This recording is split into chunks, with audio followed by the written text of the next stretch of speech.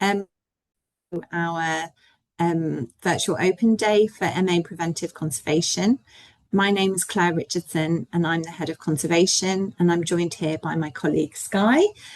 Sky is a Go Green Research Fellow in the department, but she's joining us because she is conservator in the museum sector.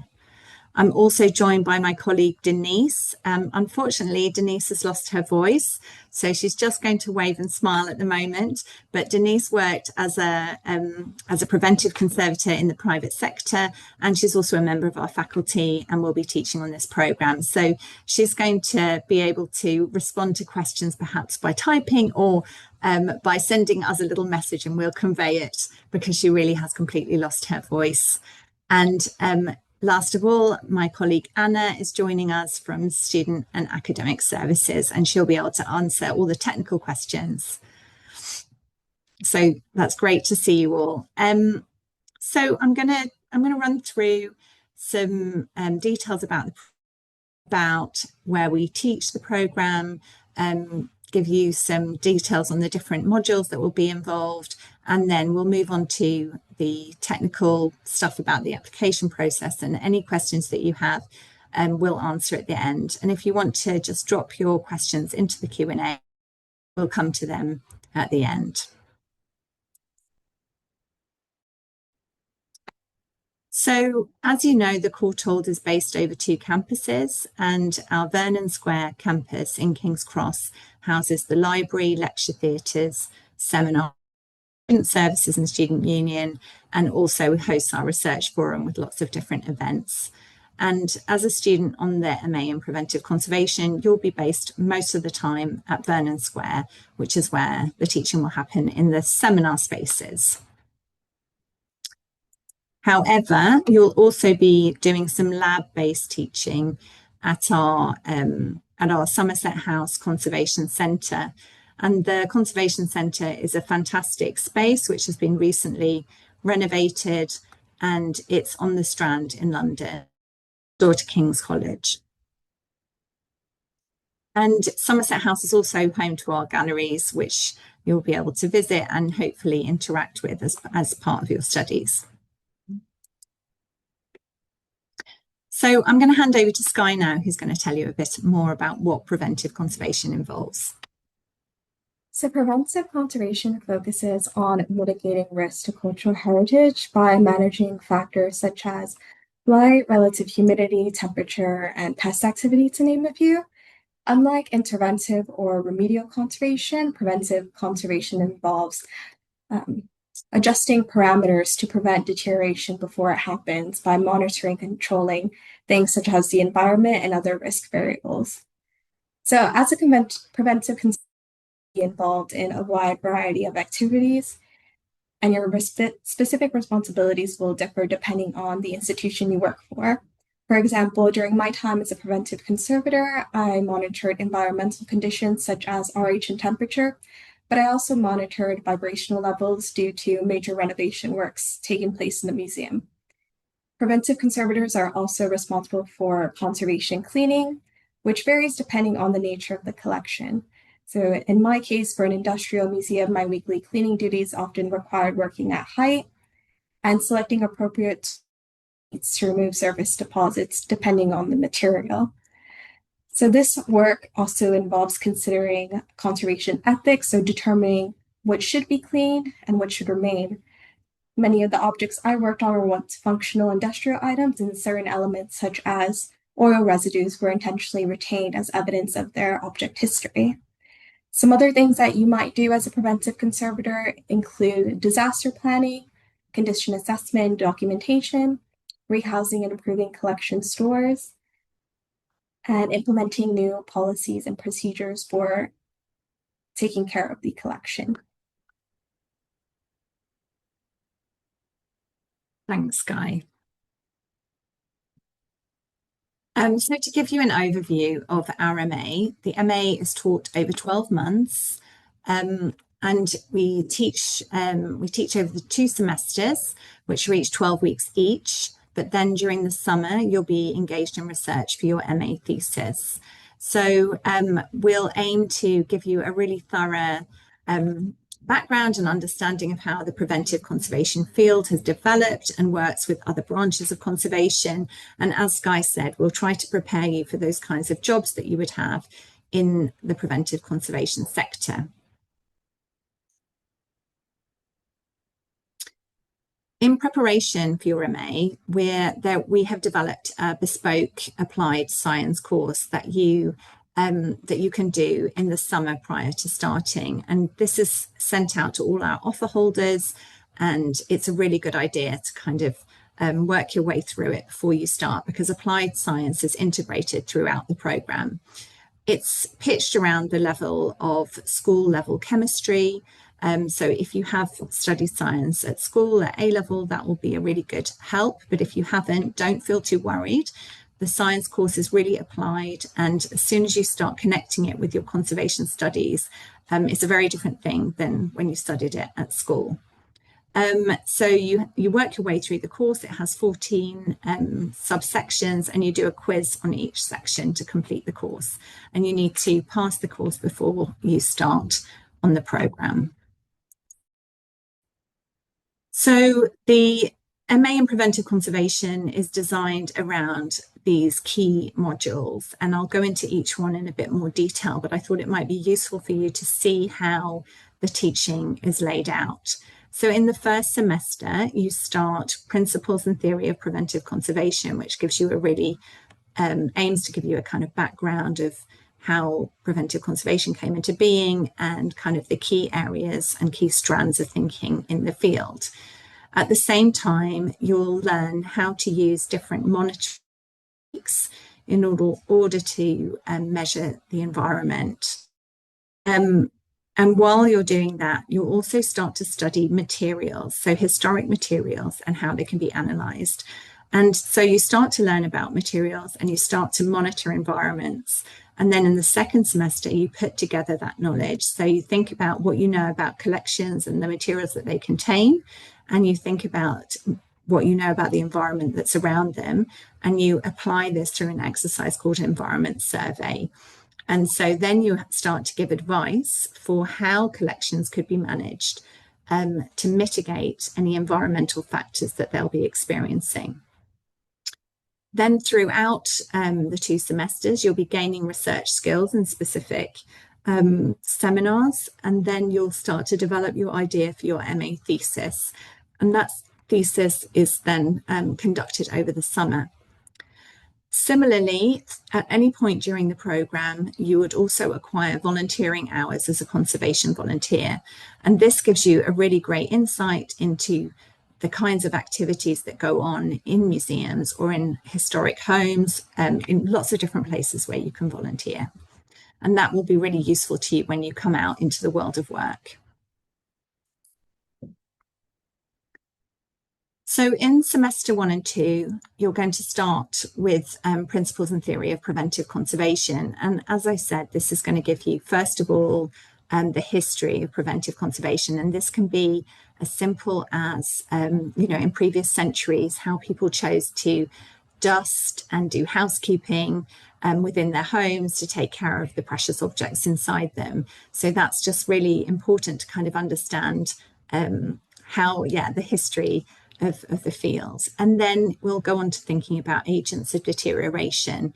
And this is all the different environmental risk factors. So things like light levels, levels of pollution, relative humidity, temperature, all the things that can affect objects.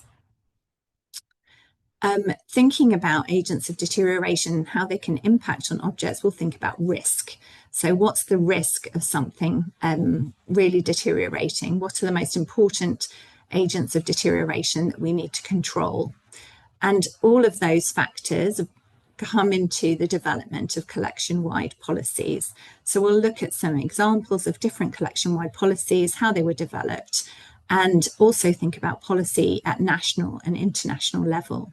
And this is often where preventive conservation intersects with climate awareness, sustainability, because we're thinking about what are the governmental guidelines, what are the international guidelines that we say for the maintenance of environments around collections. Intersecting with all of these things are questions of ethics, condition, value, and significance. So these are all really important topics that will also be covered.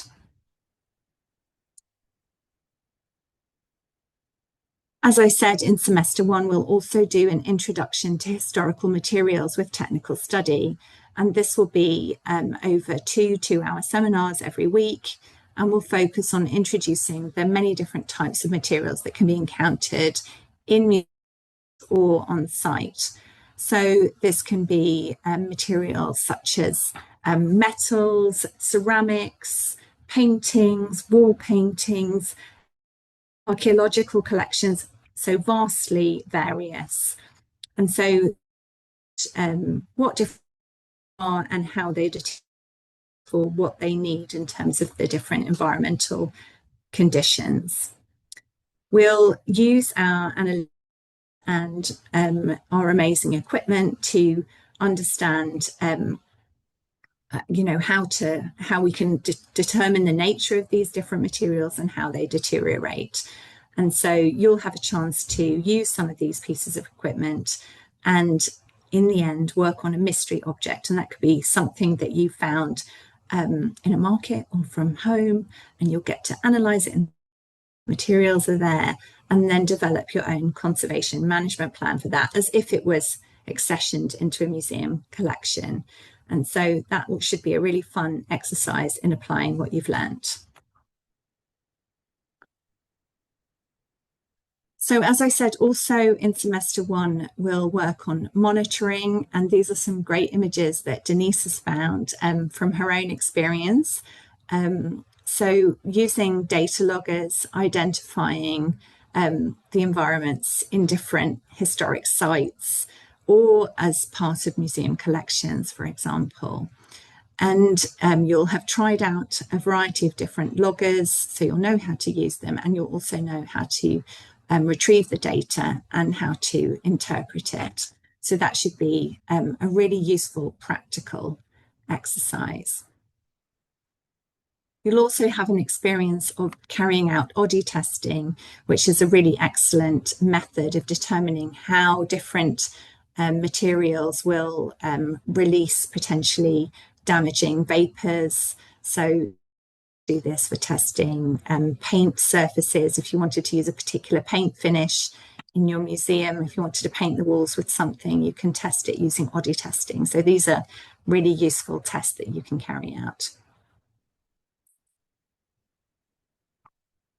So in semester two, you take the knowledge and skills that you've acquired in your earlier modules and you bring them all together into this environmental survey module. And this is collaborative, so you'll work in teams and you'll try to integrate the data that you have about environment with knowledge of a collection.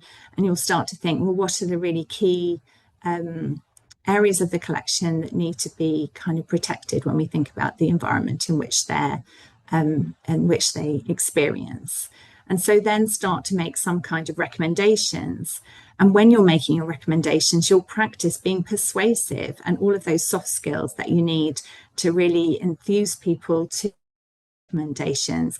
And we'll do that through role play, and we'll do that by imagining different stakeholder groups and practicing those kind of difficult conversations about whether or not you're going to prioritize different areas of the collection. And I think that could be a really real world kind of example that gives you really useful skills.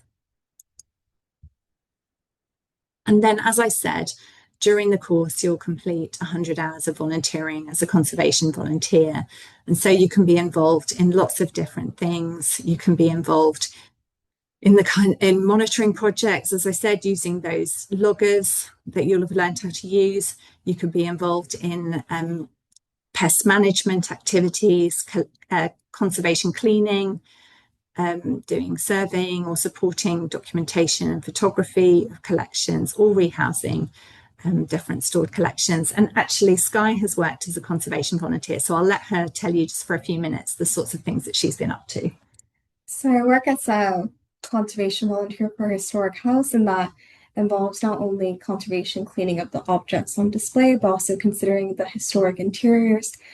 So that includes conservation cleaning of actual woodwork, taking into consideration the light coming in and how it's affecting wall paintings in the building, also all the tapestries. And I think, one of the key things that I learned while volunteering is, historic, my experience within a museum is that the way that the home was left is part of the object history. So when performing the conservation cleaning and a lot of the preventive work, that decision making that takes place concerning ethics. So, when you put on the object back, the owner previously left in this direction. So we have to make sure that we're keeping everything not only clean, but representative of how it was when the owner was in the house. Amazing. Thank you, Sky. So yes, research skills and your dissertation. I mean, this is kind of where it all kind of the culmination of all of your studies comes to doing a piece of your own research and developing your own research proposal, thinking about what would interest you, thinking about maybe where you might want to specialize. And so you can choose a topic based on your own passions and pursue your research independently. And you get support from your tutors with one-to-one tutorials spaced out over the duration of the project. But then in the summer, you kind of go away for a period of sustained research and writing. And in the end, this culminates in an 8,000-word dissertation.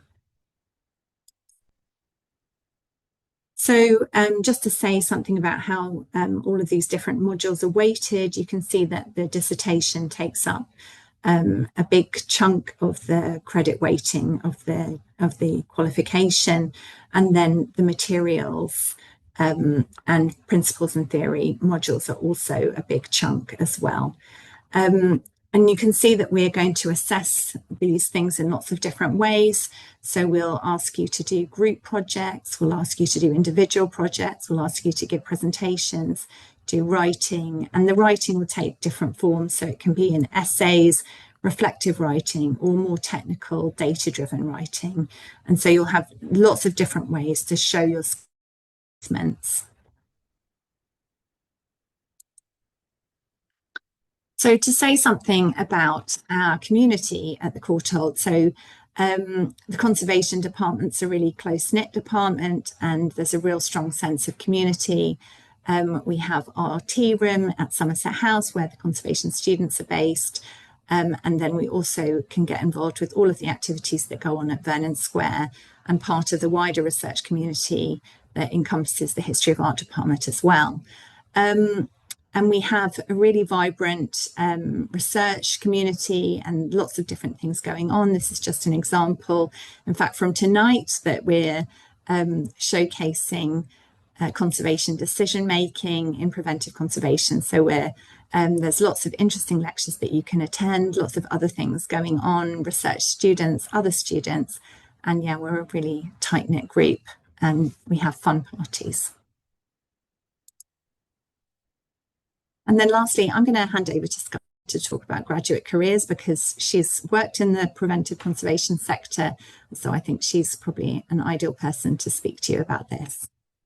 So there's a lot of different routes that you can take within preventive conservation. So you can work as, of course, a preventive conservator for museums or historic houses, and that can look different based on what type of, as I mentioned before, museum you work on. Also, what type of department or contract you're in. So some preventive conservators work on loans, so they get to travel a lot and consider conditions of the objects in the cases while they're being transported. You can work also as a collection care manager or other roles within museums that are quite related. Sustainability officer, as Claire mentioned before. Preventive conservation and sustainability often go hand in hand when considering especially the environment. Then you can also do so that's quite a big one within preventive conservation. So working as a preventive consultant, especially for film crews that come into historic homes. And then you can also work as a facilities manager which again goes quite hand in hand with the skills you will learn within this course with preventive conservation. And you can also do research in academia. So I've switched from a preventive conservator and now I work as a research fellow here at the Courtauld. And you can pursue a PhD and then become a lecturer. So there's quite various opportunities that you can kind of segue into after your degree. Thank you. Yes, and obviously we also think about transferable skills and lots of the different assessments. And I've already talked about soft skills a little bit. And so you'll learn about how to communicate really effectively, how to work with different stakeholder groups, how to be able to work in a team and collaborate. There are aspects of project management, balancing your workload.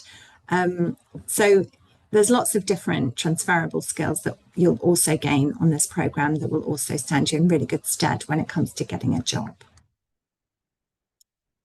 So I'll just hand over to Anna now, who's going to talk to you through the application process. That's great. Thank you, Claire. If you'd be happy to kind of click through whenever I kind of just, that'd be great. Thank you. But yeah, my name's Anna. I work in the admissions team at the Courtauld, particularly looking at postgraduate admissions. So I'm just going to walk you through kind of the basic steps of the admissions process and kind of some application documents, and then talk a little bit about funding and accommodation at the end. If I could get the next slide, that would be great. Great. Okay, so applications are now open, so you can apply from kind of now onwards. The application deadline is the 12th of January, which should say 2026 there. Not quite sure. But yeah, so that's quite soon. So something to be aware of. It is an equal consideration deadline. So if you apply by that deadline, we will look to get back to you in February. There is an element also with preventive conservation of interviews that will take place. So that kind of is something I'll touch on briefly later in terms of kind of coming back to you with the decision. But if I could get the next slide, that would be great. Thank you.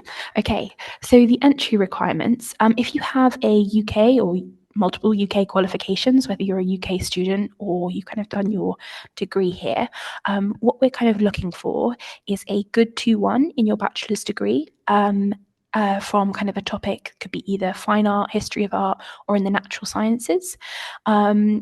We do absolutely welcome kind of other forms of academic and relevant professional experience, but typically kind of in kind of conservation, kind of our successful students will sort of have that kind of good 2-1. If you have an overseas qualification, so whether you kind of are from overseas or you've studied overseas, what we're looking for is an equivalent grade to that good 2-1. So an example we often use is for US applicants, we'd be looking for a cumulative GPA of 3.3 or above. But our international team have developed a great website called International Entry, which goes into a bit more detail on different kind of entry equivalences from different countries. So I'd really recommend having a look there and seeing kind of on the relevant country for you. And then if you had any questions, about that in your particular circumstance, just reach out to us and we're happy to kind of discuss that with you. And then our other entry requirement is English language. So if English is not your first language, we do require English language evidence. There are a number of different ways that you can meet this. The two tests that we accept is IELTS and Cambridge English Language test. But there are some other ways, like, for example, if you have a bachelor's degree from the UK, that would kind of meet it as well. There are a few different ways, other ways that you can meet that requirement, and they're kind of outlined on our English language requirement page. So again, I'd recommend just having a look there. And if you had any questions about your particular circumstances, reaching out to PG Admissions, and we can kind of discuss that with you. But if I could get the next slide, that would be great. Thank you. So now I'm just going to talk a little bit about some of the documents that are required when you apply. So starting with the personal statement. So you have a 600-word personal statement, which kind of allows you to put yourself forward in your application, gives you an opportunity to talk about why you would like to study at the Courtauld in particular. to discuss any relevant previous study or projects, or even your BA dissertation if that's relevant, or any previous work experience that makes you a good fit for the program. Any relevant interests or any relevant key skills that you think you have that makes you a good fit. Why in particular stand out as a good candidate for the program, and then further to that, any career aspirations that you might have related to the program. As it mentions there, it's not prescriptive. You don't have to kind of stick to it line by line, but it should give you a good sort of starting point to build your own more specific, tailored personal statement for your application. That's great. If we could go to the next, thank you. Okay, so we do also require a written work sample from you. The word limit is between 3,000 and 5,000 words. Preferably, this would be a chapter from your BA dissertation in an art historical or kind of other relevant subject.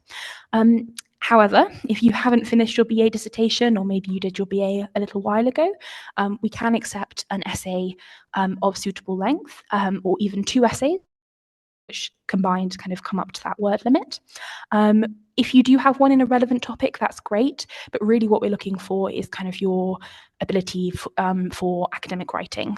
So if you had kind of a piece of writing in a different topic, it's not the end of the world, and we're kind of more looking at your academic writing style than necessarily the content of the written work. If you do submit kind of an extract or a chapter, we would just really appreciate if you give us some context on what we're looking at. So for example, the 3rd chapter of my BA dissertation, just so our reviewers know what they're looking at, just gives them a better picture. But that's great. If I could go to the next slide. Thank you. And then academic transcripts. So this is really important. We need official transcripts from all your previous study. So any previous degrees, and then interim transcripts from any degrees that you're currently completing. This might sound a bit silly, a bit obvious, but we do require the final overall grade. So especially with international qualifications, sometimes those aren't on the document. So we would just ask if you check that carefully, and if it's not included on your final transcript, if you could request a letter from your university that confirms what your final grade was, that would be great. It just kind of makes the process go a bit smoother. We do require electronic copies, so that can be either from your university directly or a scan of a physical transcript that you receive. As I mentioned before, we can accept interim transcripts from any degrees that you're currently completing, but that is on the understanding that if you secured an offer, we would need your final official transcript to make sure that you've met our entry requirements.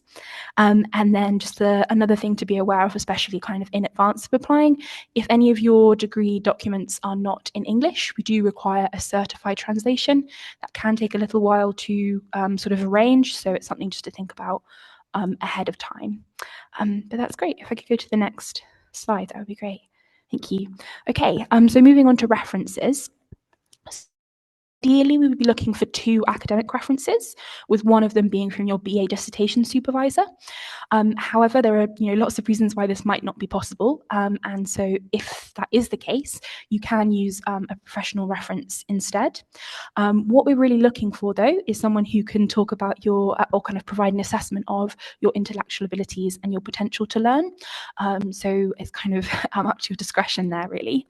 I will say, especially with kind of conservation, that kind of area, if you've got work experience in kind of from a job in the field, you might feel like a kind of a professional reference from that particular job might make your application stronger. But we do, which is great, absolutely fine, but we do ask that at least one of your references is an academic reference, because that tends to be the strongest account of kind of your potential to kind of learn in an academic environment. Just in terms of the admin side of things, when you submit your application, an automatic request will be sent to your referee, kind of requesting the reference. So a couple of things to bear in mind with that. First of all, just make sure that all the details are going in correctly, especially the email address for your referee, as kind of you can't amend it later, and you kind of can make things a little bit complicated to unpick. So just make sure you're double checking all those details before submitting. And secondly, we just really recommend reaching out to your referees beforehand, preferably 4 to 6 weeks in advance, so that they know that the request is coming and they can do all the relevant preparations to write the strongest reference for you possible. Your referees don't necessarily have to submit it, say for example, we encourage early application where possible, but some people do kind of submit on the deadline, and kind of you're not going to be rejected or anything if your referees aren't kind of submitting on the same day. But it does get to a point, typically around 5 working days after the deadline, where if you don't have your references, it may be the case that you're being considered without them, and that's kind of it's in your best interest to liaise with your referees to make sure they can submit as soon as possible, so that your application is being considered at its full strength. So it's just something to be aware of there. But that's great. If we could go to the next slide, that would be great. Thank you. So just some of the last documents that are required in the application. We need your passport or passports, if you have multiple, clear scans of those with all the details nice and legible. We also do require a CV. So it's a good opportunity in conjunction with your personal statement to detail any relevant work experience or academia that you've been involved in. We do ask that you include locations, so kind of city, country, that sort of thing, and dates, just to give us as much context as possible on what we're looking at. And then also we require any previous UK visas, so just scans is fine, but we do just need to kind of have sight of those. So for example, if you studied in the UK for your bachelor's, you would have a student visa, and we do just need a scan of that. There is a website though called Postgraduate Application Guidance and FAQs, which goes into a lot more detail about all the different documents that we require, and kind of the common questions about that. So I'd really recommend having a look at that first, and then if you had any further questions, getting in touch with admissions, and we're always happy to help with any follow-up. That's great. If we could go to the next slide, that would be great. Okay, so specific to this program, that after you submit your application, there are a couple more stages, which I think Claire kind of briefly touched on. So after you submit your application, and if you're successful at that kind of initial stage, you'll be invited to interview. So they're going to be held online. So then you'll kind of that's an additional step to be aware of. And then depending on the outcome of that, you may or may not be issued with an offer. If you are successful in securing an offer, as Claire kind of went into a bit more detail, you will be required to complete an online course on the science fundamentals.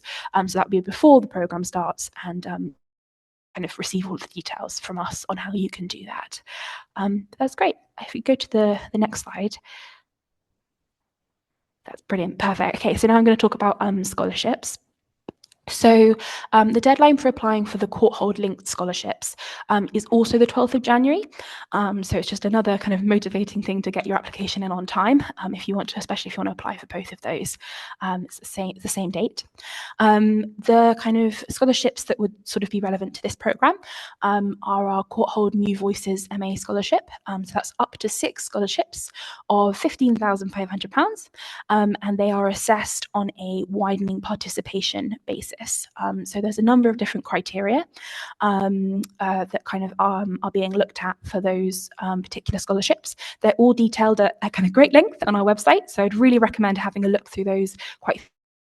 And if you think you're eligible under any of the criteria to submit an application. There's also the Courtauld Postgraduate Study Scholarships. So those are a bit more varied, so different kind of amounts and different eligibility criteria. They range quite a lot. It could be the area of study or the nationality of the applicant. It really depends. So again, I'd really recommend having a thorough look and seeing if you think you're eligible, then you can kind of submit an application. And then there are a couple more things just to be aware of. So you've got the UK and the US loans. So if you think you're eligible for those, we've got some information on the website. With those, you would need to apply directly with the relevant government, but we've got lots of information on how you can do that and the relevant eligibility criteria on our website to kind of help you with that. And then lastly, there is the alumni loyalty scheme. So if you've done a degree with us previously, maybe you did your BA with us, then you'd be eligible for a 10% discount. You don't need to do anything, it's automatically applied, but it's just nice to know about ahead of time. And then in terms of all the information I've just talked about, it's all kind of outlined in our postgraduate funding and scholarships website, which is on our kind of Courtauld website. So it a lot more detail about all of those different scholarships and the eligibility criteria. So do have a look at that and then get in touch with any questions.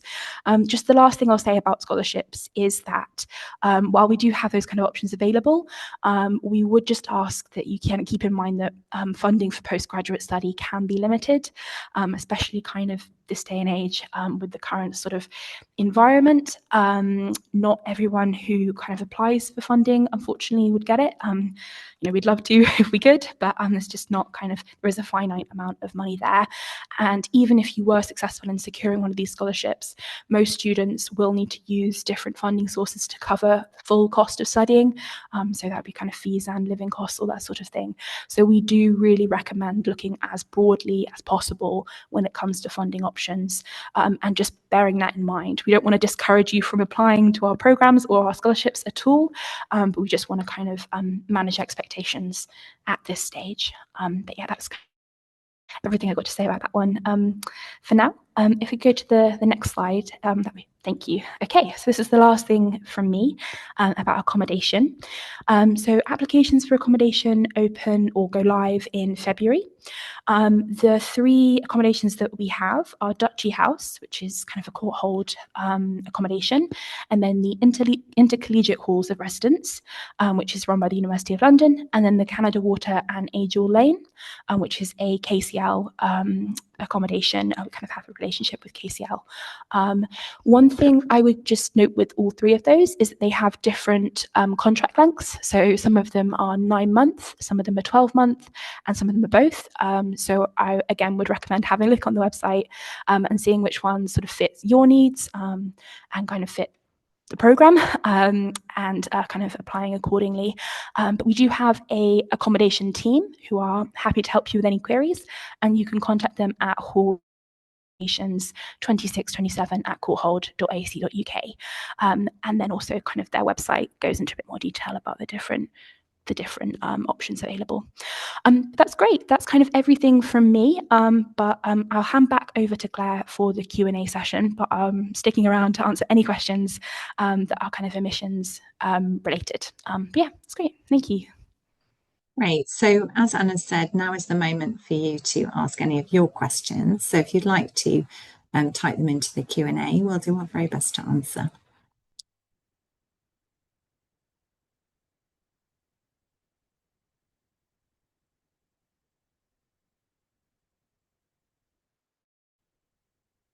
Okay, I'm just going to read this question out so that then just for the benefit of those watching the recording.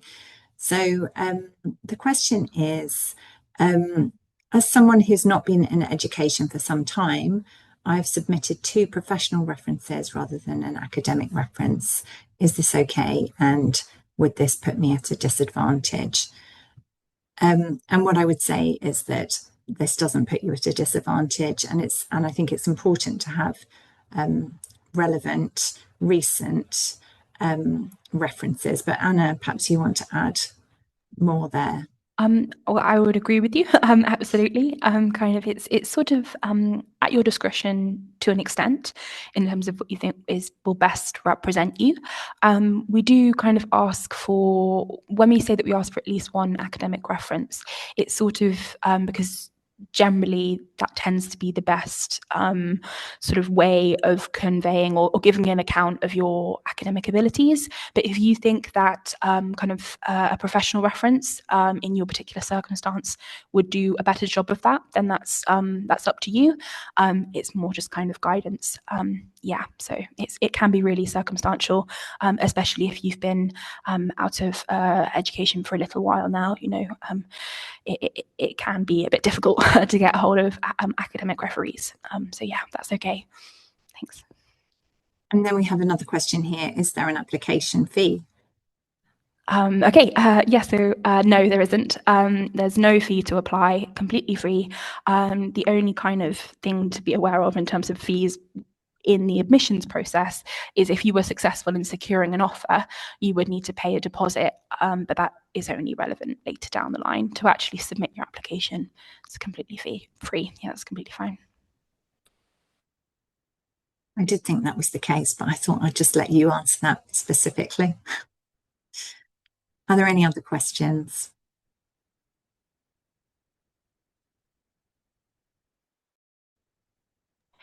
if you kind of realize later that you've sort of had a question and you forgot to ask now, please do just reach out. So you can contact admissions at pgadmissions@courtauld.ac.uk. So that's, you know, any time that you sort of think of something. So don't worry too much if you forget now. Give everyone a few more minutes for typing, just in case there are any more questions.